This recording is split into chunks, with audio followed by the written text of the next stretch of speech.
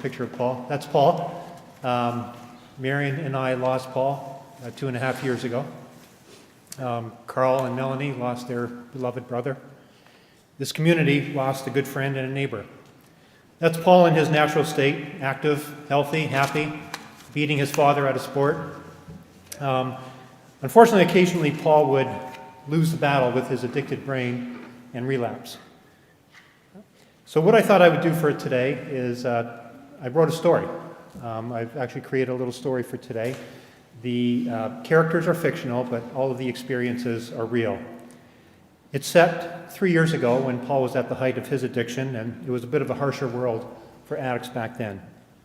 And I'll read it to you. It's called In the Wake of an Addiction. David kissed his wife on the cheek as he got out of bed. He hadn't slept much.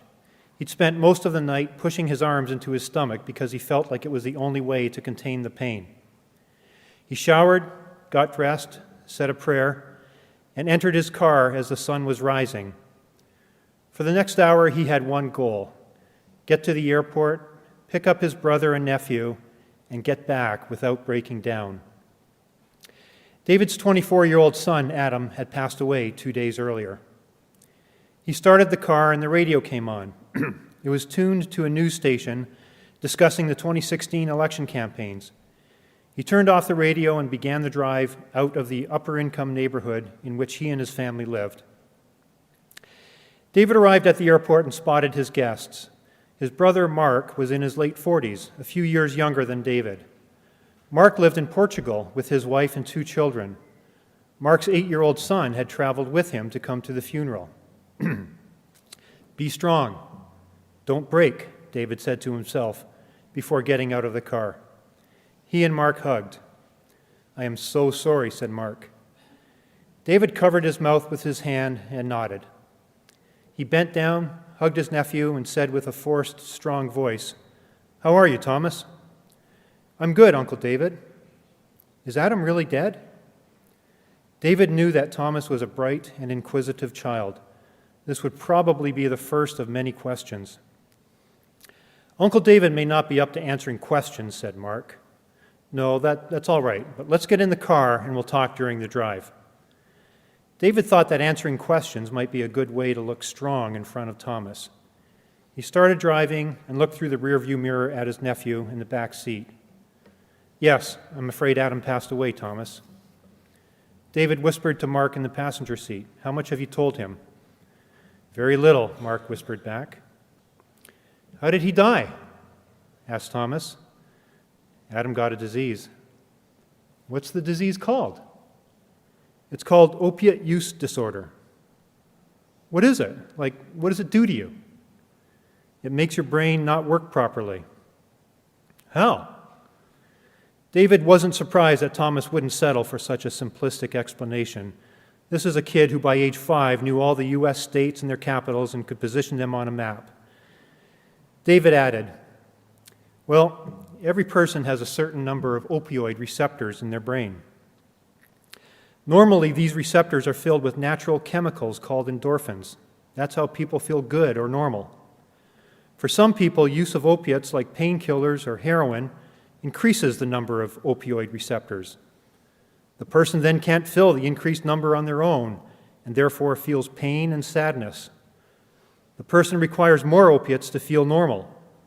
Taking more opiates further increases the number of receptors, making the problem worse. I get it, said Thomas. David added, that's an addiction. It makes your brain think that getting and using the opiate drug is more important than anything else in the world. More important than living? Sometimes, yes. David gripped the steering wheel tightly. How did Adam get the disease? He got it by doing things that many young people do. In high school, most of his classmates tried alcohol or marijuana. Some of them tried painkillers. All these things are drugs. Adam tried these with his friends. He got addicted, but his friends did not. His friends are lucky, said Thomas. You're right about that. Why didn't his friends get addicted? No one really knows why it happens to some people but not to others. Could I get the disease? Asked Thomas. David looked at Mark, who nodded his approval to continue answering. Well, like any disease, anyone can get it. Is there a way to not get it? If you can avoid trying any drug, especially opioids, you're safe. And if a doctor gives you drugs to help you, your parents should find out what she's giving you and how much, then never take any more than that. I'm never going to try any drug, Thomas said. David thought about the number of times that Adam had said the same thing when he was that age and how unrealistic a goal that is. Then you're completely safe, David said, not believing it himself. If you have this disease, can you go to the hospital and get better? David whispered again to Mark, my answers are bitter given the circumstances. Do you want me to continue? It's okay. I'll tell you if I think you should stop. David glanced at Thomas again through the mirror. Hospitals don't really help with this disease. Our country tries to get people to stop having the disease by putting them in jail. I thought jail was for bad people. Jail is for people who get caught doing something that's against the law. Here, having this disease is against the law. Some people with this disease also commit other crimes to get money to buy the drugs they need. They go to jail for that also. Is there medicine to help people with this disease? Yes, but it's difficult to get. Only a few doctors can prescribe it. Adam had the medicine, but had to stop taking it when he went to jail. Do lots of people get this disease? David decided he had given the child enough reality. Not really, and nobody your age gets it, he said. That's good. I wish Adam didn't get it. David was not able to finish his sentence. Let Uncle David focus on his driving, said Mark. Thomas turned his attention to looking out the window, and after a minute or so fell asleep. You okay? Asked Mark. Yeah, I'm okay. You know, his last question has a terrible answer. More than 2 million people are addicted to opioids and other drugs in this country. 170 die from overdoses every day. 70,000 died last year. That is bad, said Mark. Within a few blocks of my home, 4 young people died from opioids in the last 2 years. There are probably more, but these were kids we knew, kids who played with our kids growing up. My God, it really is an epidemic. They continued the drive and spent a few minutes generally catching up. David swallowed and said, You know, I answered Thomas's questions as if I were all righteous and empathetic. But Adam had the disease for 3 years, and he worked hard on his recovery. Most of that time, I told him to just stop. You did what you thought was best, and I know you and Sharon set him up in multiple rehabs and programs, got him the medicine, and even moved him away a few times. David continued, Also, I only recently started calling it a disease myself. The American Medical Association defined substance abuse as a disease back in 1956. I had a son with the condition and didn't consider it a disease until recently. You were learning, man. The night he died, David's voice began to shake. He took a moment to push the tremors back down, then continued. I suspected he was going to relapse, and I knew that relapsing would be dangerous for him. He had just gotten out of jail, so he had no tolerance, and he was no longer on his medicine. The jail wouldn't let him have his Suboxone while he was there, so he came out completely unprotected. Despite all that, I went to bed because I had an important meeting in the morning. There was a threat to my son's life, and I went to bed. What kind of a father does that? David, fathers are not all powerful. You couldn't help them 24/7, I suppose. You know, I didn't realize the degree of his addiction, said Mark. I know. I didn't talk about it much, said David.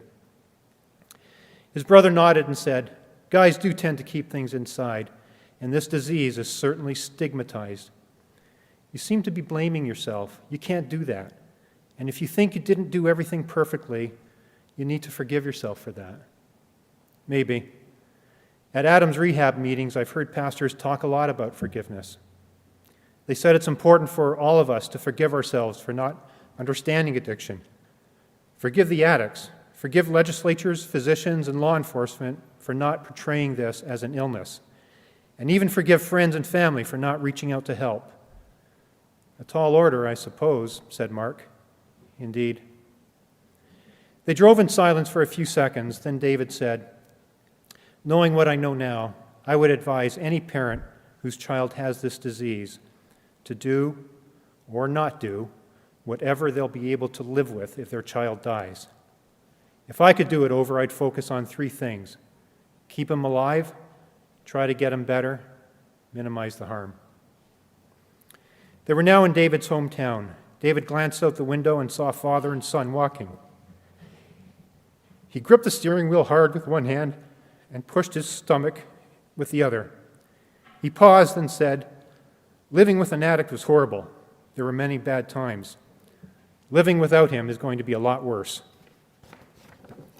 They pulled into the driveway. Mark shook his head and said, "This is such a gorgeous community. I'm still shocked that 4 people within a few blocks of here died from overdose recently." David didn't respond because Thomas was waking up. He turned around to look at his nephew, forced a smile, and said, "We're here." That's the end of the story. About a year after Paul died, I was in Vancouver, Canada, and I was struck by the dichotomy on Granville Street. There were upscale shops and restaurants and healthy, happy people walking around. There were also some addicted people and some homeless people.